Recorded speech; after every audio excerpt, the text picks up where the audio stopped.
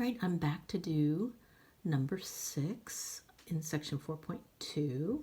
And number 6 gives a function, and we have to find the intervals over which f of x is concave up, concave down, and find the inflection points. So let's just change the function. And for this function, f of x1 over x minus 2, I'm just going to do quotient rule. Not everybody would, but I am. So I'm going to take my load, d high, the derivative of 1 is 0, minus high, I put the 1, deload, the derivative of the denominator is 1, all over the bottom square.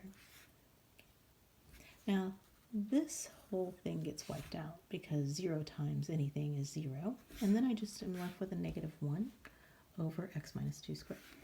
So there's your first derivative. We're studying the second derivative, so we go further. And I'm going to do my low d high. The derivative of negative 1 is a constant, so it's 0, minus, so low d high minus high is negative 1, so I'm getting a double negative happening here.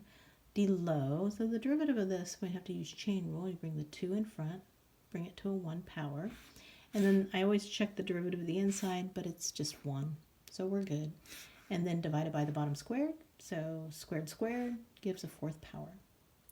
Now again, this gets wiped out, and this double negative happens, and you're left with just 2 times x minus 2, and one of these x minus 2's cancels, and I'm left with 2 over x minus 2 to the 3rd power. That's my second derivative. Now, we're going to set this equal to 0. Now, the numerator can't be 0, but if I set the denominator equal to 0, that's where my derivative is undefined. So I set that equal to 0. You can cube root both sides, and you get x equal to, that's your partition number. So I put that on a number line, label it the second derivative. Now I'm going to test before and after that 2. Test where? In the second derivative. So I put 0 in there, I got negative 1/4, so this is negative. And then put in a 3, so this over here, this is negative. I'm going to try a 3 now, so put 3 in here, 2 over there, that gives me a 2. Pause it, and you can check those, you can pause this and make sure you get the same answer. And then this is plus. Now this means concave down, concave up. There's a change in concavity, so you might think there's an inflection point here, but you're going to find out that there's not one in just a minute. Hold on. Let's keep going. I'm going to conclude now. So this concave down on this interval, concave up. So f is concave down on negative infinity to 2 and concave up on 2 to infinity. And then I'm thinking f has an inflection point at 2, comma, f of 2. That's what it's supposed to be here. F of 2.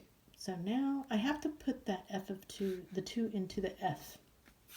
Let's come over here. F of 2. So if I'm going out from here all the way back to there, and I'm putting in f of 2 into the original, I'm getting division by 0. This is undefined, or it does not exist.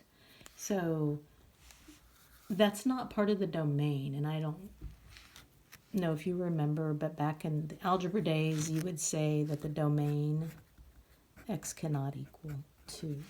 And what's happening here is that you have what's called a vertical asymptote in the graph.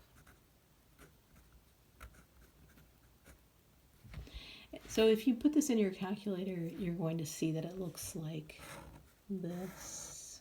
At, 2, 1, 2, you have a vertical asymptote.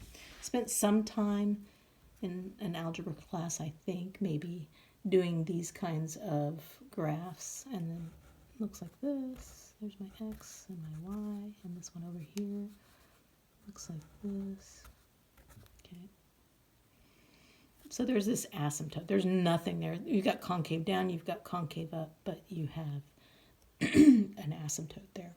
So what we say over here when this happens, so f has an inflection point, you think that it does, and you plug it in and you get undefined, then you just cross that out and say f has no inflection point. So there's no other place where there's an inflection point. That was a possible one, but it turns out it's undefined at in the function. So we just say f has no inflection point. All right, I'll be back with the next problem.